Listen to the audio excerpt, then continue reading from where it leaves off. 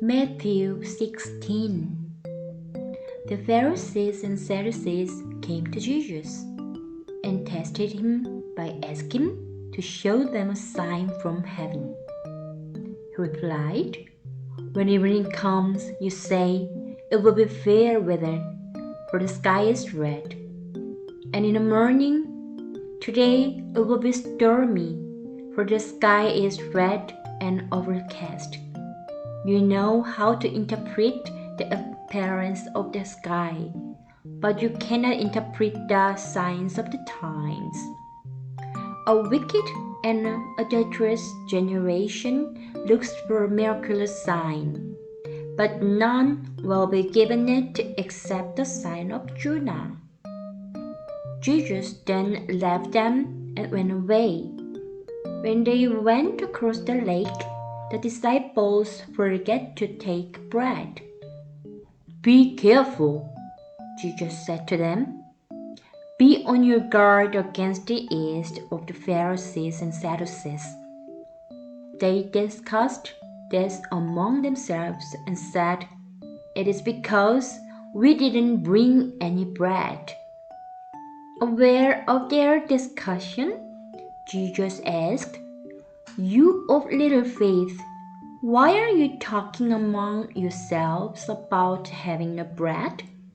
Do you still not understand? Don't you remember the 5 loaves for the 5,000 and how many basketfuls you gathered? Or the 7 loaves for the 4,000 and how many basketfuls you gathered? How is it you don't understand that I was not talking to you about bread? But be on your guard against the yeast of the Pharisees and Sadducees." Then they understood that he was not telling them to guard against the yeast used in bread, but against the teaching of the Pharisees and Sadducees. When Jesus came to the region of Caesarea Philippi, he asked his disciples, "Who do people say the Son of Man is?" They replied, "Some say John the Baptist, others say Elijah, and still others Jeremiah or one of the prophets." "But what about you?" he asked. "What do you say I am?" Simon Peter answered, "You are the Christ, the Son of the living God."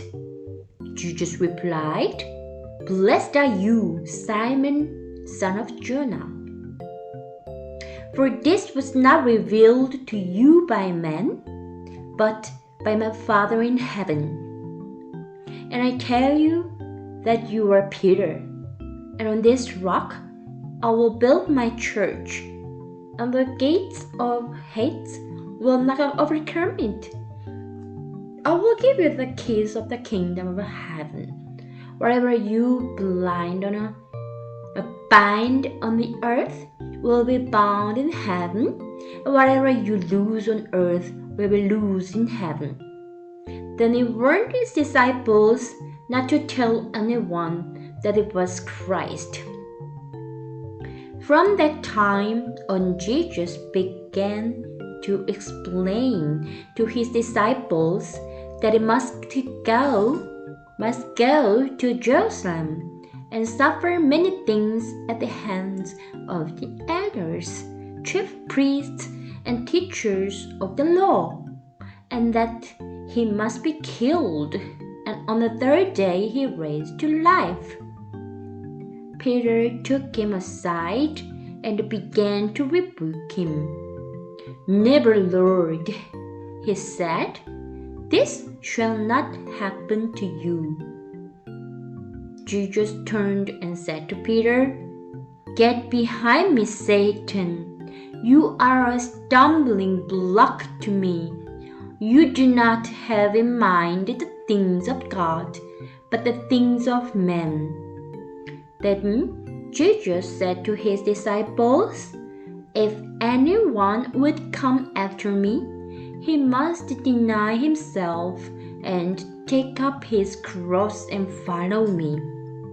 For whoever wants to save his life will lose it, but whoever loses his life for me will find it.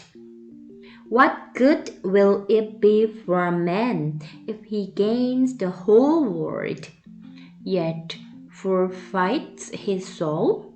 Or what can a man give in exchange for his soul?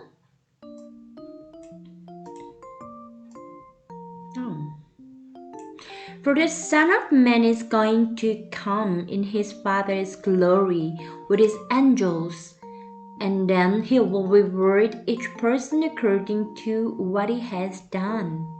I tell you the truth, some who are standing here will not taste death before they see the Son of Man coming in his kingdom.